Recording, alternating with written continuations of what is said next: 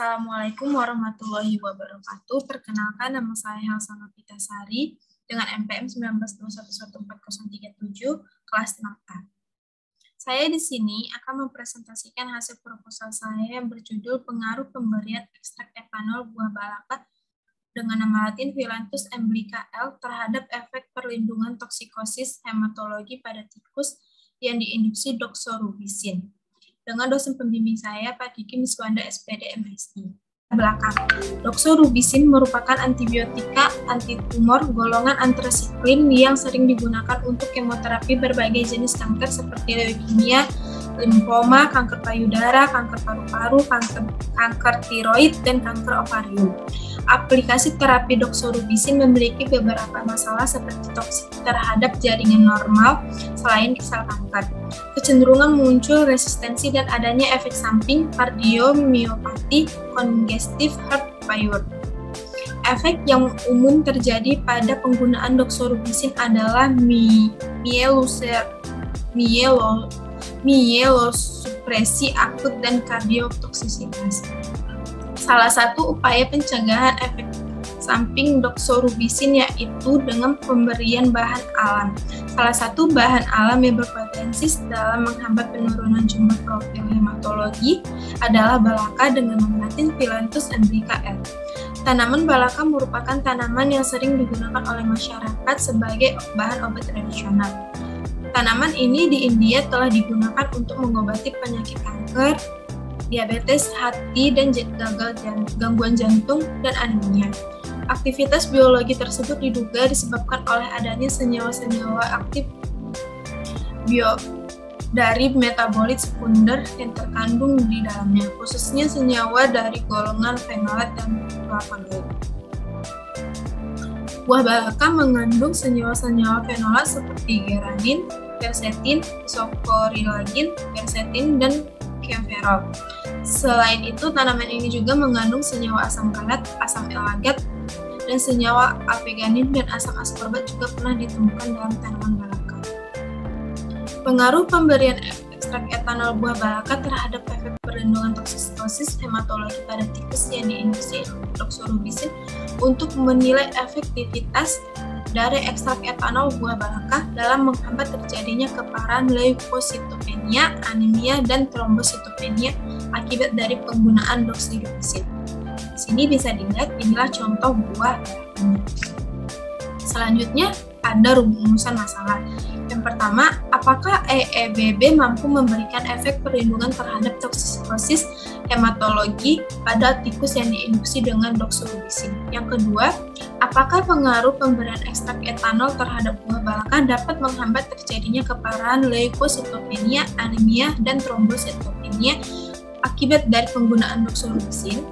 Tujuan penelitian, yang pertama, untuk mengetahui EEBB mampu memberikan efek perlindungan terhadap toksikosis hematologi pada tikus yang diinduksi dengan doxorubicin. Yang kedua, untuk mengetahui pengaruh pemberian ekstrak etanol terhadap buah balaka dalam menghambat terjadinya keparahan leukositopenia, anemia, dan trombositopenia akibat dari penggunaan doxorubicin. Selanjutnya ada hipotesis. Yang pertama, EEBB mampu memberikan efek perlindungan terhadap toksikosis hematologi pada tikus yang diinduksi dengan doxorubicin.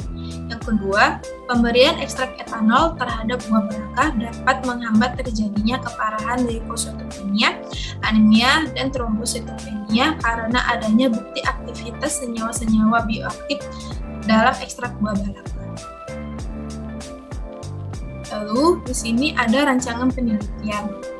Variabel bebasnya ada kontrol negatif doxorubicin 15 mg per kilogram berat badan ditambah cmCNA 0,5%. EEBB yang pertama 100 mg per kilogram berat badan, yang kedua 200 mg per kilogram berat badan, yang ketiga 400 mg per kilogram berat badan.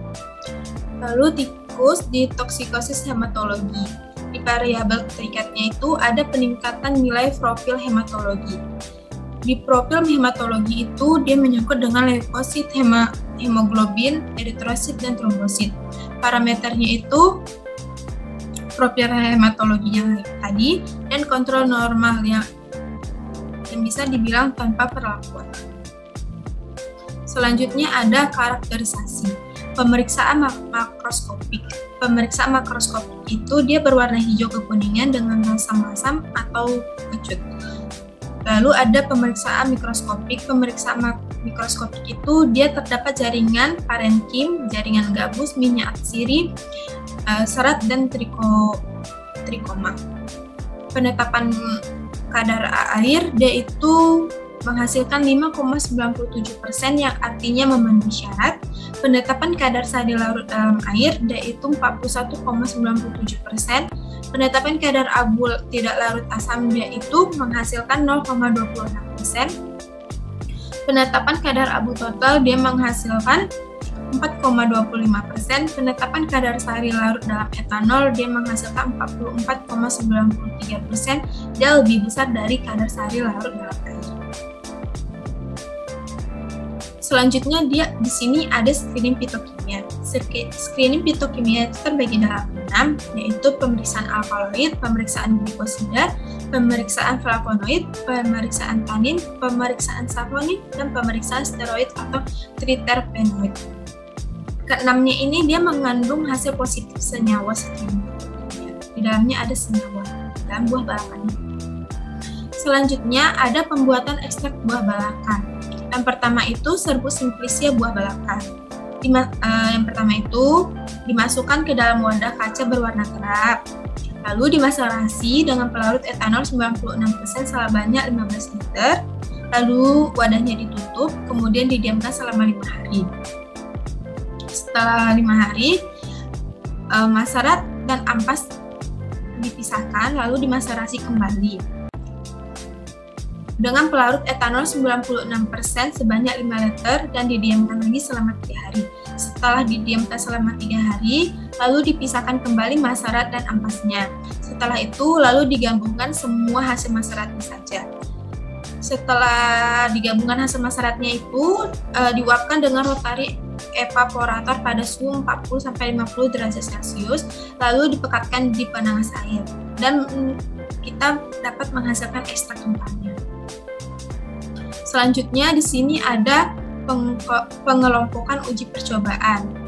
Pengelompokan uji percobaan itu pengujian ini dilakukan menggunakan tikus putih jantan sebagai subjek secara in vivo. Uji in vivo pada percobaan menggunakan 25 ekor tikus sehat dengan berat badan 180 sampai 220 gram. Dibagi ke dalam 5 kelompok dengan masing-masing kelompok terdiri dari 5 ekor tikus, yaitu kelompok pertama kontrol normal tanpa perlakuan, kelompok kedua itu kontrol negatif, doxorubicin 15 mg per kilogram berat badan ditambah CMC NA 0,5%. Kelompok ketiga perlakuan pertama doxorubicin 15 mg per kilogram berat badan ditambah EEBB 100 mg per kilogram berat badan. Kelompok keempat perlakuan kedua doxorubicin 15 mg per kilogram berat badan ditambah EEBB 200 mg per kilogram berat badan. Kelompok kelima perlakuan ketiga doxorubicin 15 mg per kilogram berat badan ditambah EEBB 400 mg per kilogram berat badan. Sekian hasil presentasi saya. Bila ada salah kata, saya mohon maaf. Assalamualaikum warahmatullahi wabarakatuh.